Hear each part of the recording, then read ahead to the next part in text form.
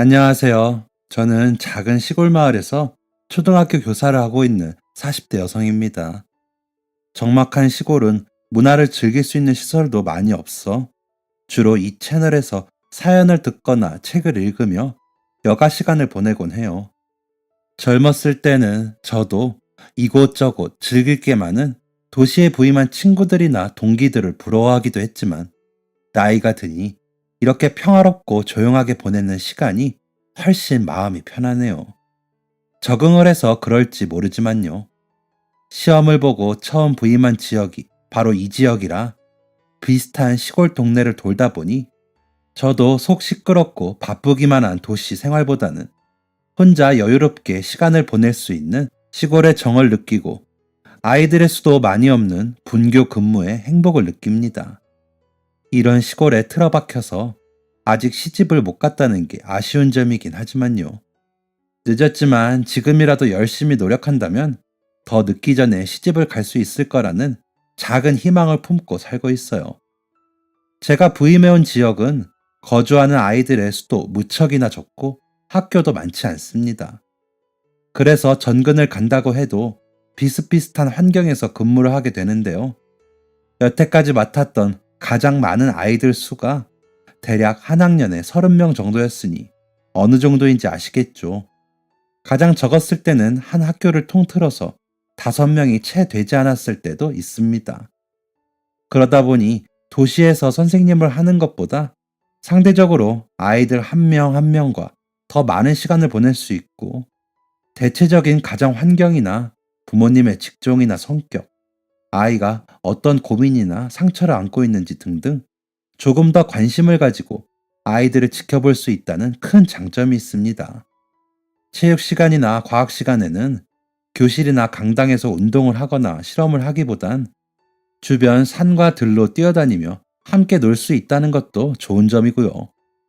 대부분의 아이들이 입학해서 졸업할 때까지 제 손을 떠나지 않기 때문에 때가 되어 전근을 갈 때나 아이들이 졸업해서 중학교에 올라갈 때가 되면 어느새 너무나 깊게 들어버린 정 때문에 교실이 떠나가라 올 때도 많습니다.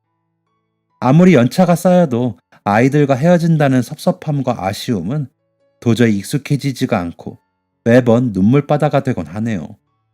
영원히 볼 수 없는 것도 아니고 시간만 내면 또 볼 수 있는데도 커가는 아이들이 마치 제 자식처럼 어찌나 애틋하게 느껴지는지요. 이렇듯 이별이 언제나 힘들긴 하지만 그만큼 찾아오는 아이들도 많고 아직까지 인연을 이어가는 아이들도 많습니다. 오늘 사연을 쓸 아이도 한 분교에 부임했을 때 만났던 인연을 10년 넘게 이어오고 있는 소중한 제자인데요. 제가 교사 생활을 시작한 지 몇 년 안 되었을 초보 교사 시절 만난 아이라 더더욱 애틋하고 소중한 인연인 것 같습니다. 제가 별로 해준 것도 없는데 항상 저 같은 어른이 되고 싶다고 말해서 저를 부끄럽게도 하고 뿌듯하게도 한 아이는 무럭무럭 자라서 저보다 더 멋진 어른이 되었네요. 아이를 통해서 저 또한 많은 성장을 하고 나름 멋진 40대를 보내고 있어서 참 감사한 마음이 듭니다. 아이를 만난 건 10여 년 전 전교생이 10명도 안 되는 작은 분교에서 근무할 때였어요. 그때는 부임한 지 얼마 안 되었을 때라 참 의욕도 넘치고 열정도 넘치는 에너지의 시골 아이들과 함께 밖으로 뛰어다니고 이런저런 활동도 많이 할 때였습니다.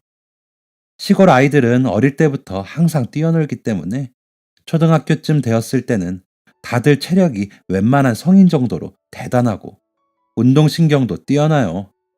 그런 아이들을 데리고 나가 통솔하고 사고가 날까 전전긍긍하느라 밖에 나가면 정신이 하나도 없었죠. 퇴근하면 바로 넉다운이 될 정도로 매일매일 엄청난 운동을 해야 했지만 해맑은 아이들 표정을 보면 밤에 따로 운동을 해서라도 체력을 키워 자주 나가야겠다는 생각을 했습니다.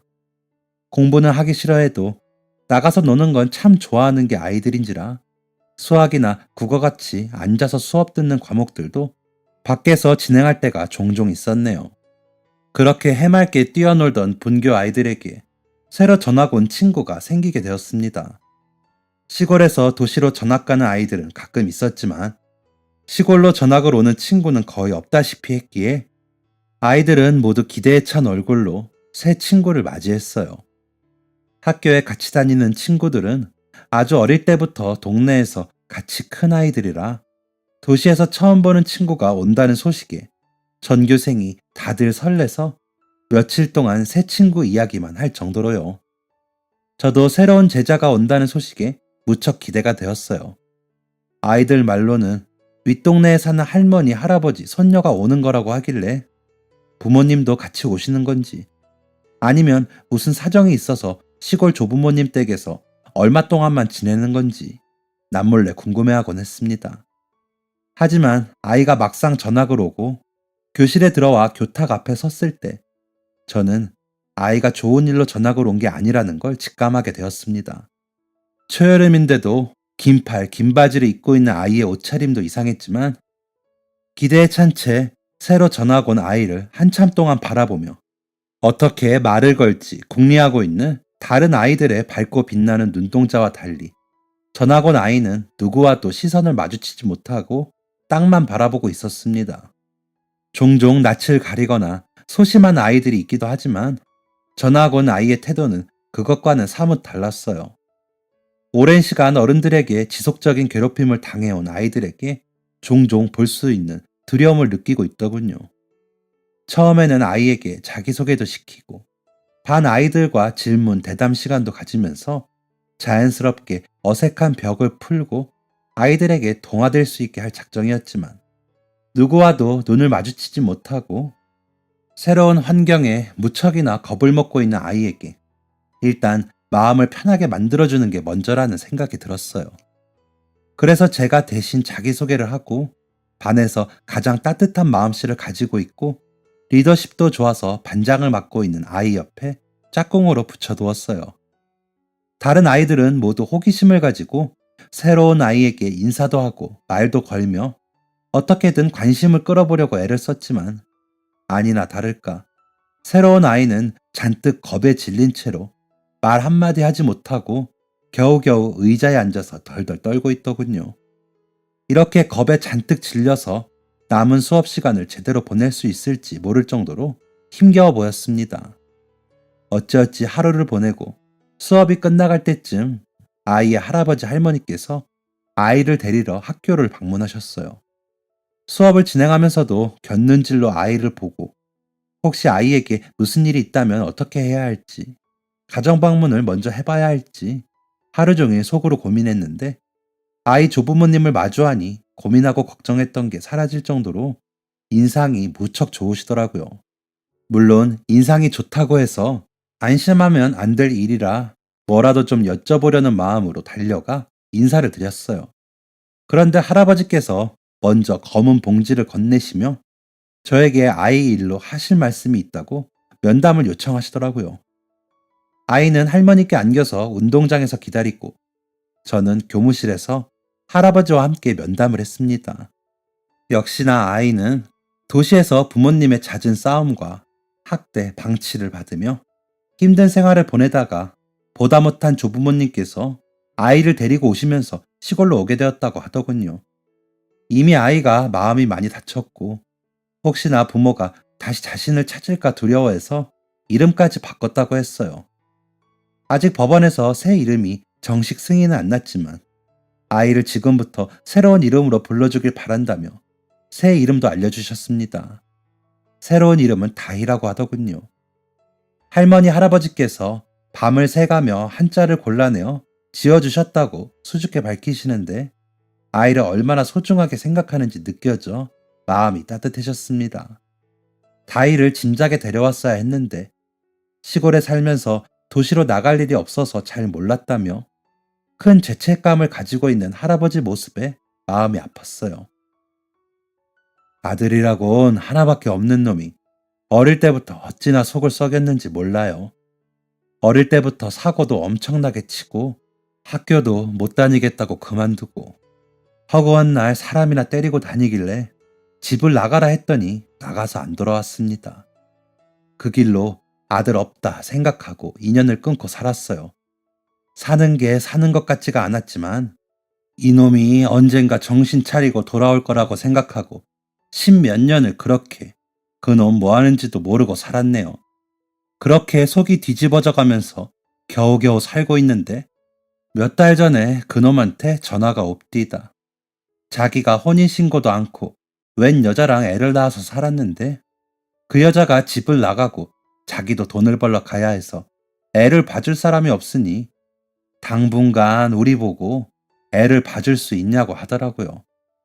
십몇 년을 살았는지 죽었는지도 모르고 살았는데 다짜고짜 애를 낳았는데 키울 수가 없을 것 같으니 다 늙은 우리가 키우라는 게 말이나 되는 소리입니까? 결혼을 할 거면 부모한테 데리고 와서 인사를 시키고 손주를 낳았으면 낳았다고 말을 했어야지.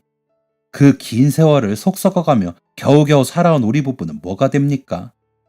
이놈이 아직도 정신을 못 차리고 사람 꼴로 못 사는구나 싶어서 기가 막혔지만 집을 비워줘야 한다기에 어쩔 수 없이 아이를 보러 처음으로 서울로 올라갔습니다. 그런데 집 꼬라지가 시골 가난한 집 사는 우리가 이런 말할 처지도 아니지만 말이 아니더군요.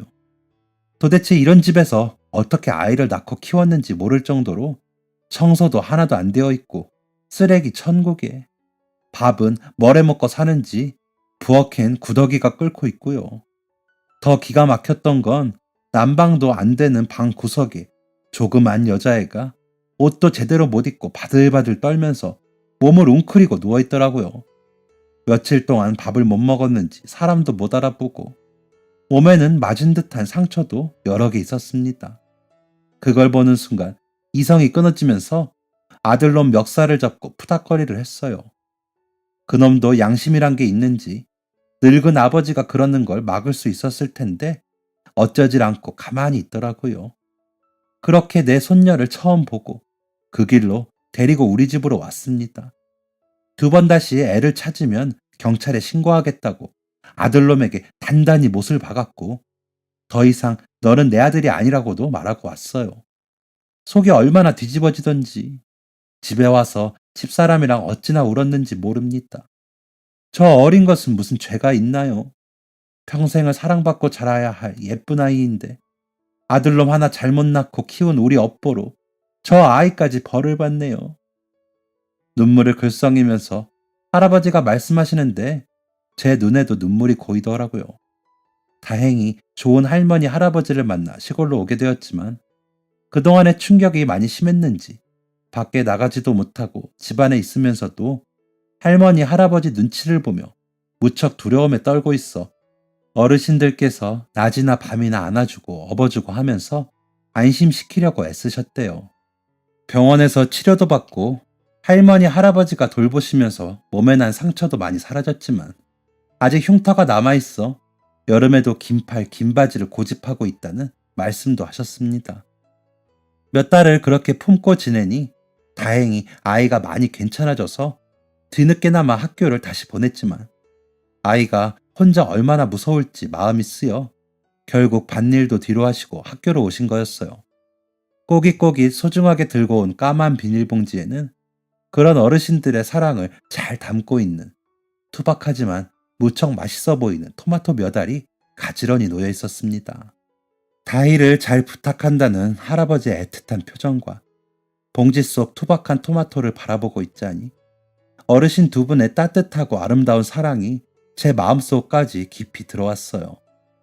할아버지의 손을 붙잡고 저도 눈물로 그렁그렁해진 두 눈으로 책임지고 다이가 학교에서 잘 적응할 수 있게 돕고 마음의 상처를 잘 어루만져 주겠다고 약속드렸습니다. 학교에 있는 내내 어두웠던 다이의 표정이 마음에 걸렸지만 운동장 앞까지 마중을 나가서 마주했을 때는 할머니 품에 꼭 안겨서 조금 편안한 표정을 짓고 있더군요.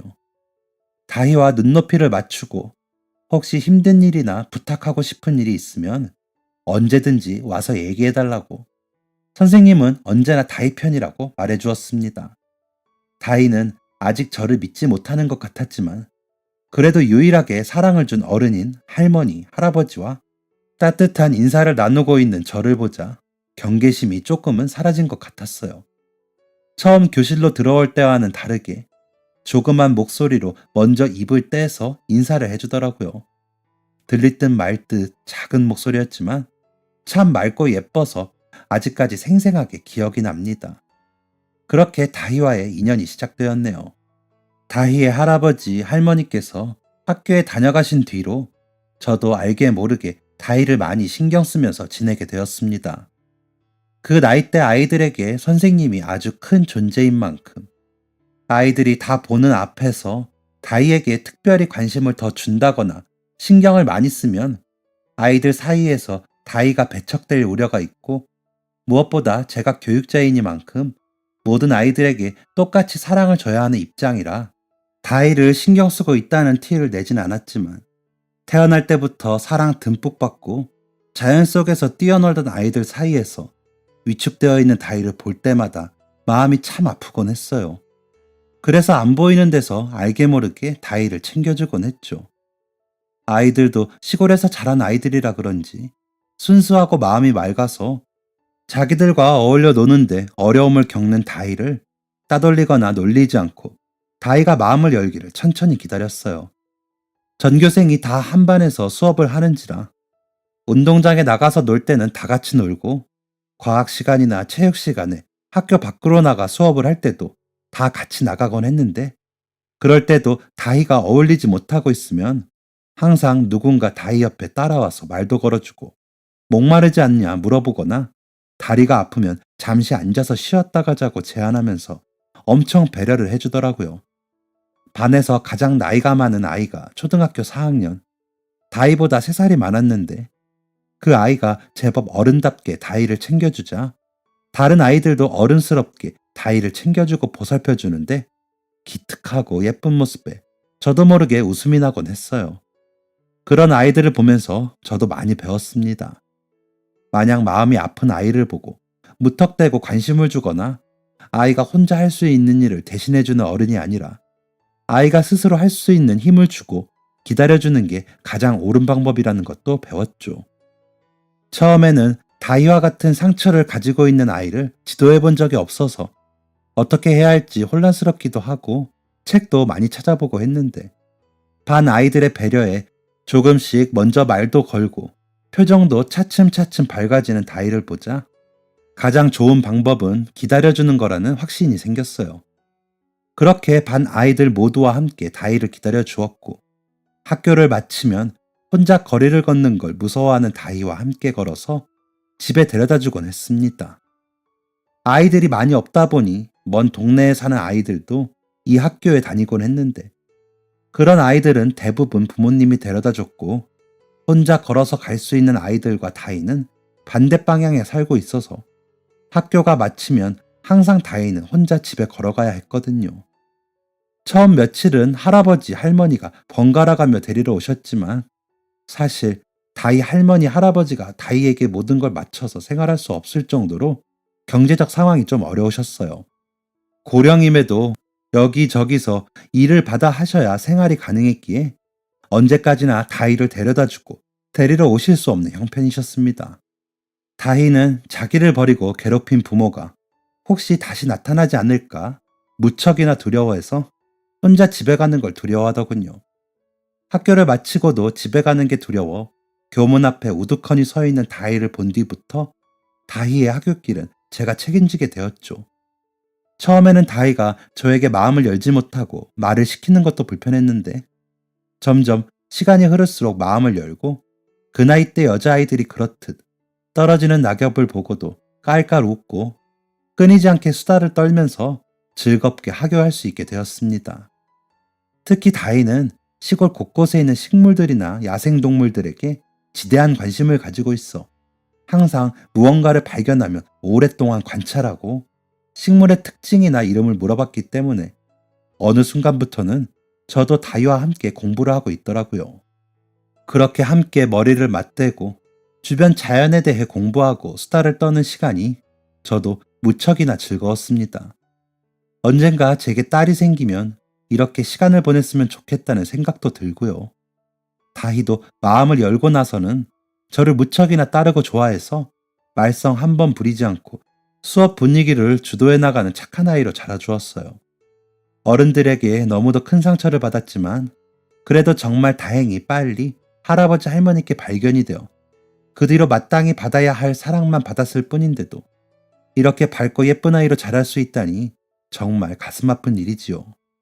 다희는 집에서나 학교에서나 사랑받고 자연환경 속에서 뛰어놀며 자라다 보니 더 이상 어른들을 두려워하지도 않고 학교 아이들과도 잘 지내며 작은 것에도 감사하고 자연을 사랑할 수 있는 아이가 되었고 지켜보는 제 입장에선 그게 참 고마웠습니다. 그 나이 때 아이들에게 바랄 게 뭐 있나요? 그저 걱정 없이 잘 뛰어놀고 아프지만 않으면 되는데 그 아픈 상처를 이겨내고 보통의 아이같이 행복하게 지내는 다이를 보니 참 대단하다는 생각이 들었어요. 상처를 이겨내고 씩씩하게 잘 자라는 다희와 함께하는 시간도 정말 즐겁고 고마웠지만 정말로 다희에게 감동받았던 건 다희의 예쁜 마음에서 우러나온 진심 어린 따뜻한 행동들이었어요. 다희는 등하굣길에 단 한 번도 꽃을 꺾거나 개미를 밟거나 하는 일이 없었습니다. 예쁜 꽃을 보면 꺾어보고도 싶고 곤충들도 한 번씩 괴롭히고 하는 게 그 나이 아이들일 텐데 다희는 예쁘고 신기하다며 한참 동안 지켜보는 일은 있어도 한 번도 함부로 손을 대진 않더라고요. 한 번은 길가에 예쁜 코스모스가 펴 있는 걸 한참 동안 바라보더니 할머니 할아버지께도 보여주고 싶다고 환하게 웃었습니다. 그래서 저도 모르게 당연히 꽃을 꺾어서 가면 되겠다고 생각했는데 다희는 절대로 꽃을 꺾지 않는 거예요. 그래서 제가 할머니 할아버지께 보여드리고 싶다고 하지 않았냐 물어보니 다희가 씩 웃으며 이렇게 말했습니다. 물론 보여드리고 싶지만 그렇다고 해서 꽃을 꺾어가면 다른 사람들이 예쁜 꽃을 못 보게 되잖아요. 할머니 할아버지랑 같이 다시 오면 되죠. 제가 꺾으면 꽃도 아플 거고 할아버지께서 제 욕심 때문에 다른 생명들을 아프게 하면 안 된다고 하셔서 꺾어가도 혼날 거예요. 씩씩하게 그렇게 말하는데 뒤통수를 한 대 맞은 듯 멍해지더라고요. 아이들은 종종 학교 밖에 나가면 꽃도 꺾고 잔디도 밟으면서 뛰어놀았고 저 또한 그게 당연하다고 생각해서 그다지 제지를 하지 않았습니다.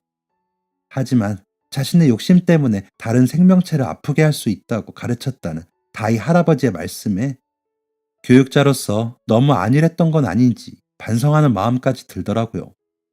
그 뒤로는 학교 밖에 나가서 수업을 할 때도 생명의 소중함을 가르쳐야겠다고 다희한테 한 수 배우게 되었어요. 다희에게 감동받았던 건 그뿐만이 아닙니다.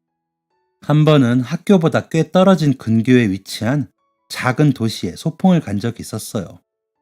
항상 소풍을 가면 마을 근처 운동장이나 야산같이 익숙한 곳으로 가곤 했는데 항상 그런 곳만 가다 보니 아이들에게도 새로운 경험이 될 수 있는 곳에 가는 것도 좋겠다는 의견이 나와 학교 선생님들이 통솔해서 기차를 타고 근교에 있는 공원으로 갔습니다.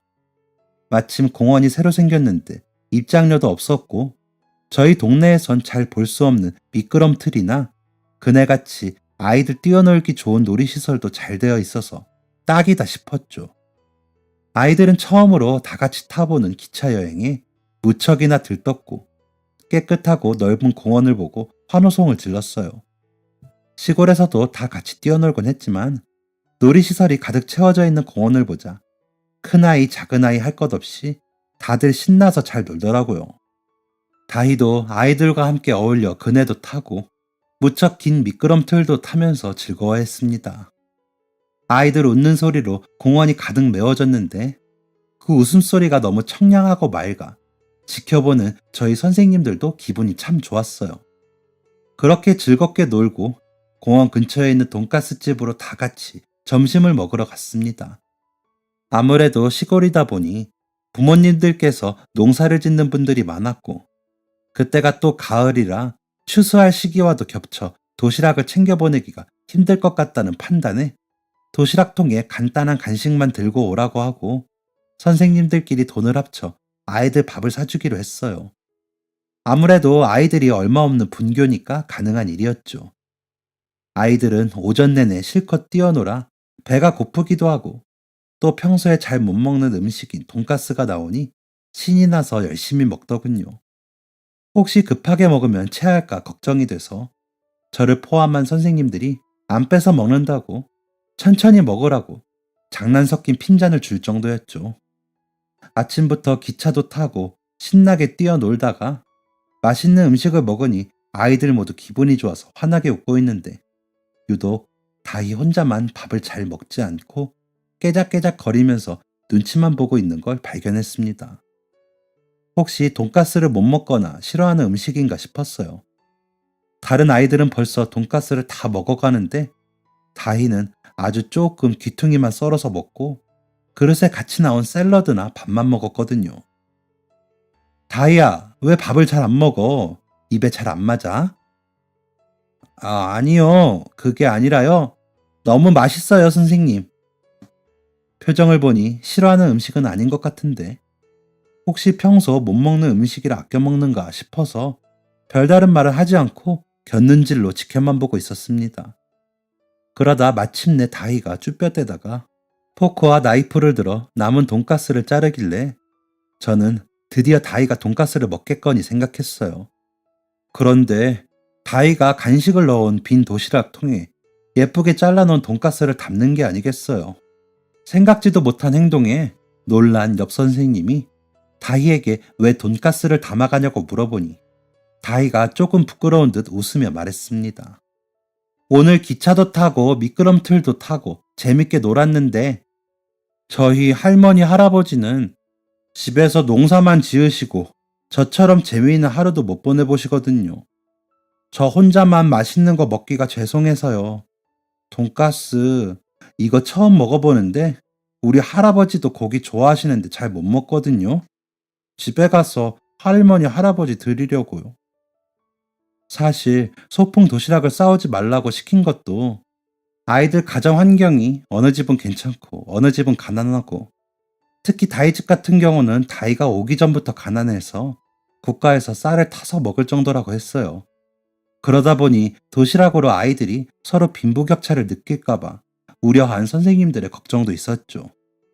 게다가 요즘 들어 다희 할아버지가 건강이 많이 좋지 않아서 짓던 농사도 잘 못 지은다 하셨는데 다희는 다른 아이들이 다 맛있는 음식 먹을 동안 혼자 꾹꾹 참고 있다가 아픈 할아버지 드릴 생각에 돈가스를 도시락통에 담고 있었던 거예요.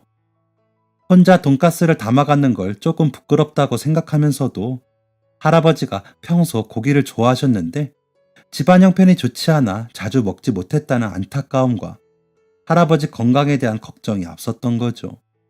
상상치도 못한 다희의 예쁜 마음에 저는 울컥해서 눈물이 날 것 같았고 제 옆자리에 앉아있던 선생님께서도 눈물을 참으려 고개를 돌려 다른 곳을 보고 있었습니다. 왠지 그 자리에서 다희에게 눈물을 보이면 안 될 것 같았어요. 의젓하고 씩씩한 아이의 행동을 칭찬해 주어야 맞는 일이니까요. 저와 옆에 계신 선생님은 정말 최선을 다해서 눈물을 참고 다희에게 할머니 할아버지는 다희가 지금 맛있는 음식 먹고 친구들이랑 행복한 추억 쌓고 오는 걸 더 좋아하실 거라고 타일렀습니다. 지금 밥을 먹어야 남은 오후 시간에도 신나게 놀 수 있고 집에 가서 할아버지께 그 이야기를 해드리면 더 좋아하실 거라고요. 겨우겨우 설득을 하니 다희가 그제야 웃으면서 돈가스를 먹기 시작했어요. 그러면서도 줄곧 너무 맛있다고 선생님들 감사하다는 말을 해주는데 초반엔 마음을 닫고 침울하게 지냈던 다희가 어느새 이렇게 자라서 맛있는 음식을 먹게 해주셔서 감사하다는 인사까지 하는 걸 보니 만감이 교차했습니다. 그리고 그때 다짐했어요. 다희가 두 번 다시는 어른들에게 상처받지 않게 예쁜 마음을 그대로 가지고 멋진 어른이 될 수 있게 최선을 다해 지도하겠다고요. 다희가 학교를 졸업하더라도 힘들고 지칠 때 기대고 힘이 될 수 있는 어른이 되겠다고 남몰래 생각했습니다. 다희는 그렇게 행복한 표정으로 돈가스를 먹고도 끝내 할머니 할아버지와 집에 가서 나눠 먹고 싶다고 반 정도는 남겨서 도시락통에 담아갔어요. 그렇게 힘든 일을 겪고도 잘 극복해내고 자신에게 사랑을 준 사람들에게 어떻게든 보답하겠다는 의젓한 마음을 가지고 있는 다희가 나이만 먹은 어른들보다 훨씬 훌륭한 사람이라고 나이는 어리지만 정말 멋지다고 생각했습니다. 이후에 소풍이 끝나고 옆 선생님과 함께 읍내에서 고기를 사서 다희 집을 방문했어요. 소풍 때 있었던 일을 말씀드리며 다희가 걱정이 많다고 하니 할아버지 할머니께서도 감동받아 눈물을 훔치시더군요. 사실 알고 봤더니 그동안 급식에서 맛있는 반찬이 나올 때도 남몰래 싸워서 할머니 할아버지 드시라고 했다고. 싸우지 말고 먹으라고 아무리 얘기를 해도 집에서 밥과 김치만 먹고 계신 할머니 할아버지가 마음에 걸린다며 배시시 웃고 만다는 이야기를 듣고 저와 같이 간 선생님은 또 한 번 눈물을 훔쳤습니다. 자기 아들이 용서받지 못한 짓을 다희에게 했는데도 한 번도 누군가를 원망하지 않고 바르게 예쁜 마음으로 자라는 다희가 자랑스럽다고 말씀하셨던 할아버지는 힘을 내서 건강을 회복하고 다희가 대학에 들어갈 때까지는 물심양면으로 지원해야 하지 않겠냐며 마음을 다잡으셨습니다. 저희도 다희가 예쁜 마음을 잃지 않게 많은 사랑을 주겠다고 약속드렸던 기억이 나네요. 이후로도 다희는 정말 어릴 때 그대로 예쁜 마음으로 바르고 올곧게 자랐고 고학년이 되었을 땐 누구보다 의젓한 언니 누나로 다른 아이들을 이끌어 줄 수 있는 반장이 되었습니다. 이윽고 졸업을 했고 다희가 졸업할 때는 저를 포함한 모든 선생님들이 엉엉 울면서 다희의 졸업을 축하해 주었어요. 마음을 많이 다쳤던 다희를 기다려주고 배려해 주었던 다른 아이들도 멋지고 늠름하게 자라 학교를 떠나는 모습을 보니 많은 아이들을 보내고 다시 만나는 게 익숙해졌을 무렵인데도 그때만큼 가슴 사무치게 뭉클했던 적이 없는 것 같아요. 졸업식 날 꼬깃꼬깃 접은 종이약 1000개를 유리병에 가득 담아 저에게 전해주었던 다희의 눈에도 눈물이 가득 고여 있었습니다. 그 종이약은 아직까지도 저희 집 거실에 놓여 있어요. 종이약 가장 윗칸에 놓여있던 다희의 또박또박한 글씨가 적힌 쪽지도 그대로 제 보물이 되었습니다. 쪽지에는 이렇게 적혀 있었어요. 선생님, 그동안 저를 가르쳐 주시고 옳은 방향으로 지도해 주셔서 감사합니다. 처음 이 학교에 왔을 땐 많이 무서웠는데 선생님과 등하교를 같이 하면서 무서운 게 싹 사라지고 이 동네가 너무 좋아졌어요. 아이들과 노는 것도 재미있었고 처음으로 행복하다는 생각을 했습니다. 선생님, 제가 좋은 걸 주고 싶은데 지금은 그럴 방법이 없어 선생님을 생각하면서 종이약을 1000마리 접었어요. 1000마리 종이약을 가지고 있으면 소원이 이루어진대요. 제 소원은 제 은인인 선생님이 평생 행복하고 건강하게 지내시는 거예요. 그동안 감사했습니다. 그 작은 고사리 같은 손으로 종이약 1000마리를 접으면서 제가 행복하길 빌었다는 쪽지에 얼마나 울었는지 모릅니다. 저 또한 다희가 행복하게 살 수 있게 바라면서 언제든지 기댈 수 있는 사람이 되겠다고 말해주었네요. 졸업하고 다희는 읍내에 있는 중학교에 진학하게 되면서 매일같이 붙어있던 이전과는 다르게 조금 연락도 뜸해지고 얼굴 보기도 힘들어졌어요. 하지만 가끔이나마 다희는 꼭 찾아와서 예전처럼 제잘제잘 떠들며 학교 이야기도 들려주고 할머니 할아버지 이야기나 새로 만난 친구 이야기도 마치 조카처럼 해주곤 했습니다. 다희를 보는 날이면 항상 싱그러운 에너지를 채우고 돌아올 수 있어 저 또한 다희를 만나는 게 무척 기다려지곤 했어요. 새 학교에 가서 혹시 나쁜 친구를 사귈까? 어긋난 길을 가거나 사춘기가 심하게 오는 건 아닐까? 노심초사할 때도 있었지만 다희는 올곧은 신념 그대로 작은 것에도 감사하고 친구들 하나하나를 배려하면서 예쁜 마음으로 학교 생활을 잘 해나가는 것 같았습니다. 가끔씩 저에게 찾아와 고민을 털어놓거나 시험을 잘 못 보았을 땐 속상한 마음에 제 앞에서 울기도 했어요. 그럴 때 제가 다희에게 위로를 해줄 수 있다는 게 참 고마웠네요. 제가 직업이 교사라 다희에게 직접적으로 공부를 가르쳐 줄 수 없었기에 다희가 속상한 마음을 저에게 털어놓고 다시 열심히 공부할 용기를 가질 수 있도록 조언해주고 격려해주곤 했습니다. 그 인연이 아직까지 이어져 이제는 정말 다희가 제자보다는 조카 혹은 딸처럼 느껴지네요. 다희도 이제는 장난처럼 저에게 이모라고 부르기도 합니다. 사실 다희가 자라면서 할머니, 할아버지 건강이 많이 나빠지셔서 걱정을 많이 했습니다. 아무래도 다이를 데려오실 때부터 고령이었던지라 한 번 나빠진 건강이 회복이 잘 안 되셨어요. 항상 먹을거리 사들고 병문안을 갈 때마다 제 손을 꼭 붙잡고 감사하다고 고개를 꾸벅 숙이셨던 할아버지께서는 재작년 병원으로 돌아가시고 이제 많이 편찮으신 할머니를 다이가 간호하고 있습니다. 다행히 다이는 국가 지원으로 장학금을 받아 고등학교, 대학교까지 마칠 수 있었지만 대학에 다니면서 동네를 떠나오게 되자 할머니, 할아버지 걱정이 이만저만이 아니라 많이 힘들어했어요. 특히 할아버지가 돌아가시고 나서는 혼자 계신 할머니 걱정에 학교도 휴학할 정도였습니다. 할아버지가 돌아가셨을 때 장례식 치를 비용도 없어 다이가 많이 마음 아파했어요. 성공해서 호강시켜 드리려고 했는데 너무 빨리 가셨다고, 죄송하다고 우는 다이를 안고 저도 참 많이 울었네요. 다이가 없는 동안 할머니, 할아버지가 걱정이 되어 저도 많이 방문을 하고 간호해 드렸고 모시고 병원에 가서 약값이나 병원비를 납부해 드린 적도 있을 정도로 저에게도 참 애틋한 분들이셨거든요. 정신없이 울고 있는 다이를 대신해서 제가 장례식 비용도 내고 복잡한 장례 절차도 도우면서 어떻게든 힘이 되려고 노력했습니다. 저도 처음 해보는 일이라 많이 부족했을 텐데 다이가 많은 힘이 되었다고 이 은혜를 어떻게 갚아드려야 하냐고 묻기에 선생님이 제자 도와주는 게 뭐가 고마운 일이냐며 공부 열심히 해서 다른 사람들에게 도움을 줄 수 있는 사람이 되면 그걸로 은혜 갚은 거라고 말해주었던 일이 있습니다. 이미 충분히 마음도 예쁘고 훌륭한 아이이기에 앞으로 분명히 다른 사람들을 위할 수 있는 사람이 될 거라고 생각했거든요. 또 가난에 실망하지 말고 큰 꿈을 이뤘으면 좋겠다는 뜻도 있었고요. 그런데 1년 전 다이에게서 저희 지역 임용고시에 붙었다는 연락이 왔어요. 다이가 학교에 입학할 때도 선생님이 되고 싶다고 교대를 지망하기에 아이들을 좋아하고 올곧은 다이의 성품과 딱 맞는 일이라는 생각으로 응원했을 뿐인데 저와 같은 지역에 임용고시를 본다는 생각은 안 했던 터라 깜짝 놀랐습니다. 너처럼 젊은 아이가 도시로 나가서 아이들을 가르쳐야지. 이 시골 촌동네에 왜 시험을 쳤냐고 핀잔을 주니 다이가 옛날처럼 배시시 웃으며 이렇게 말하더군요. 선생님, 저는 꼭 선생님께 받은 사랑과 은혜를 보답하고 싶어요.